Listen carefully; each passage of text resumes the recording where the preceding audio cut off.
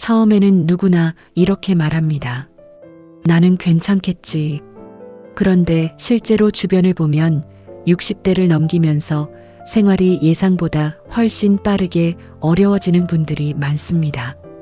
더 무서운 건 큰 사고나 큰 실패 때문이 아니라는 겁니다. 대부분은 아주 작은 습관에서 시작됩니다. 본인도 모르는 사이에 조금씩 무너지는 거죠. 오늘은 60대부터 갑자기 형편이 어려워지는 분들에게 공통적으로 나타나는 특징 7가지를 말씀드리려고 합니다.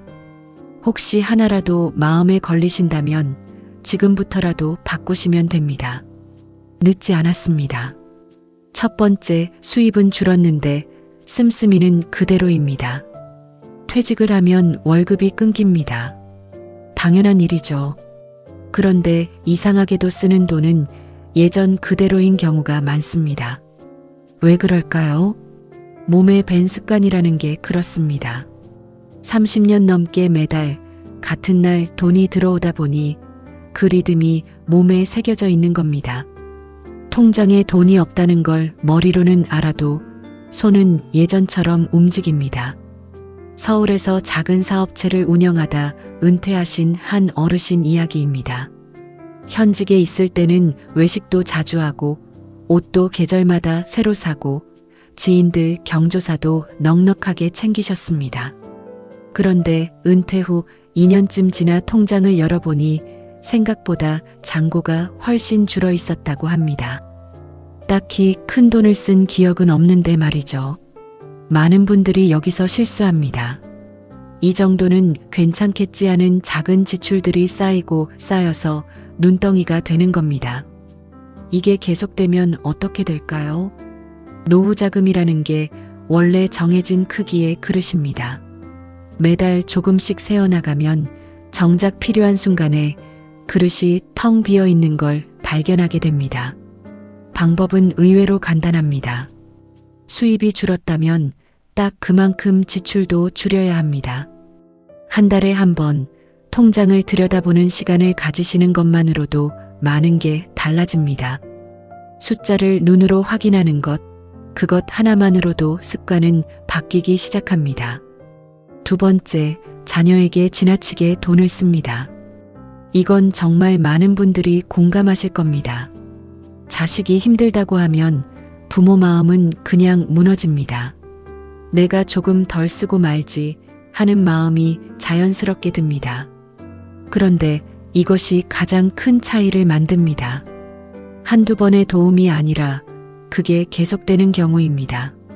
자녀의 사업자금, 결혼비용, 손주 교육비까지 부모의 노후자금이 조금씩 흘러 들어갑니다.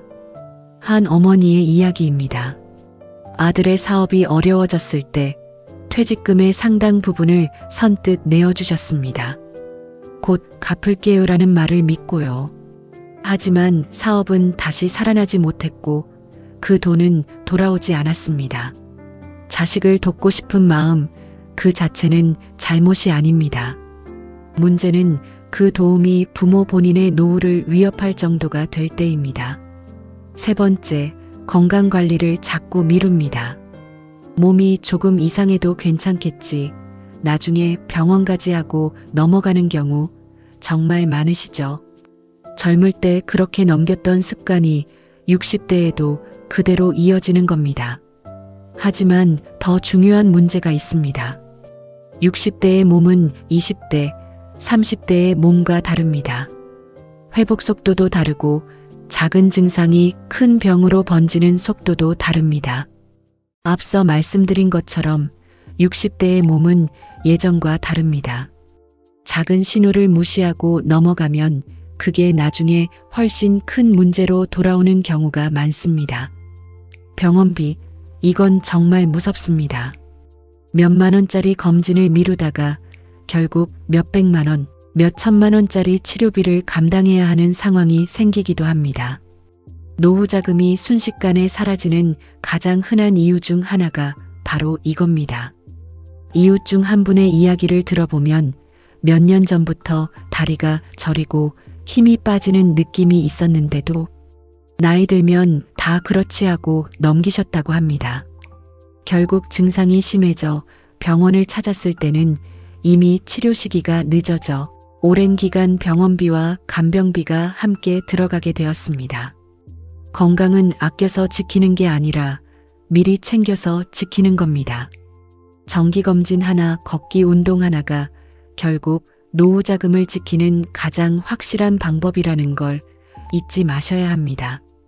네 번째, 노후 자금을 너무 쉽게 꺼냈습니다. 목돈이 통장에 있다는 것, 그 자체가 위험한 유혹이 됩니다. 이 정도는 나중에 다시 채우면 되지 하는 마음으로 조금씩 꺼내 쓰다 보면 어느새 그 목돈은 흔적도 없이 사라져 있습니다. 의외로 가장 많은 사람들이 놓치는 부분입니다. 목돈은 한번 무너지기 시작하면 다시 채우는 게 거의 불가능하다는 사실입니다. 젊을 때는 다시 벌면 되지만 60대 이후는 그럴 시간과 체력이 부족합니다. 한 부부의 사례입니다. 자녀 결혼 비용, 여행 경비, 갑작스러운 지인의 부탁 등으로 조금씩 노후 자금을 꺼내 쓰다 보니 5년 만에 절반 가까이 줄어 있었다고 합니다. 각각의 지출은 다 그럴듯한 이유가 있었지만 합쳐놓고 보니 감당하기 힘든 액수가 되어 있었던 겁니다. 노후 자금은 쓰다가 부족하면 채우는 돈이 아니라 절대 손대지 않는 마지막 안전망이라고 생각하셔야 합니다.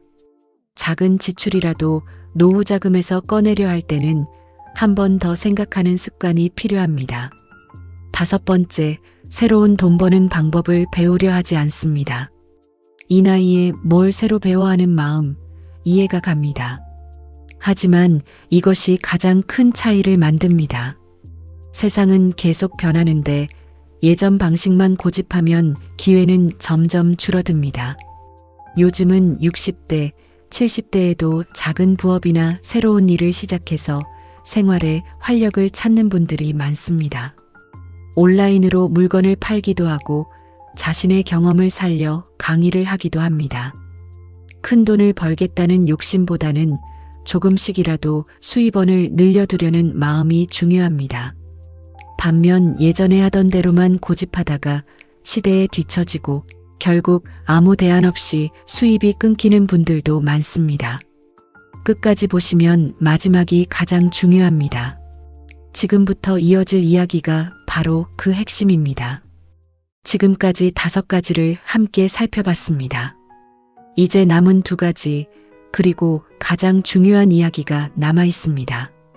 6번째, 체면 때문에 불필요한 지출을 계속합니다. 경조사비, 모임 회비, 남들 눈치를 보며 쓰는 돈. 형편이 어려워졌는데도 예전 수준을 유지하려는 마음, 많은 분들이 겪으시는 일입니다. 한 어르신의 이야기입니다. 친구 모임에서 매번 밥값을 먼저 내시던 분이었는데 형편이 어려워진 뒤에도 그 습관을 놓지 못하셨습니다. 이제는 나눠서 내자는 말을 꺼내기가 자존심 상한다는 이유였습니다. 결국 몇 년 동안 무리한 지출이 이어졌고 나중에서야 그게 얼마나 큰 부담이었는지 깨달으셨다고 합니다. 체면은 통장을 채워주지 않습니다. 진짜 좋은 친구라면 형편이 어려워졌다는 솔직한 말 한마디에 등을 돌리지 않습니다. 오히려 그 솔직함이 관계를 더 편하게 만들어줍니다. 7번째, 돈보다 습관을 바꾸지 않습니다. 사실 이게 가장 중요한 이야기입니다. 돈 문제로 보이는 것들이 실제로는 습관 문제인 경우가 대부분입니다. 수입이 줄었는데 씀씀이는 그대로인 것도, 자녀에게 계속 돈을 내어주는 것도, 건강을 미루는 것도 결국 오랜 세월 몸에 밴 습관에서 비롯됩니다. 이 습관을 바꾸지 않으면 아무리 돈을 아껴도 다시 같은 자리로 돌아오게 됩니다. 반대로 습관 하나를 제대로 바꾸면 돈은 자연스럽게 따라옵니다. 한 달 지출을 점검하는 습관, 노후 자금에 손대지 않는 습관, 몸의 신호를 무시하지 않는 습관. 이런 작은 것들이 쌓여서 결국 노후 전체를 지켜줍니다. 가난은 어느 날 갑자기 찾아오는 것처럼 보이지만 사실은 오랜 습관이 만든 결과인 경우가 많습니다. 오늘 말씀드린 7가지 가운데 단 하나만이라도 바꾸신다면 앞으로의 노후는 분명히 달라질 수 있습니다. 여러분은 몇 가지가 해당되셨나요? 댓글로 여러분의 생각을 들려주세요. 영상이 도움이 되셨다면 좋아요와 구독도 부탁드립니다. 감사합니다.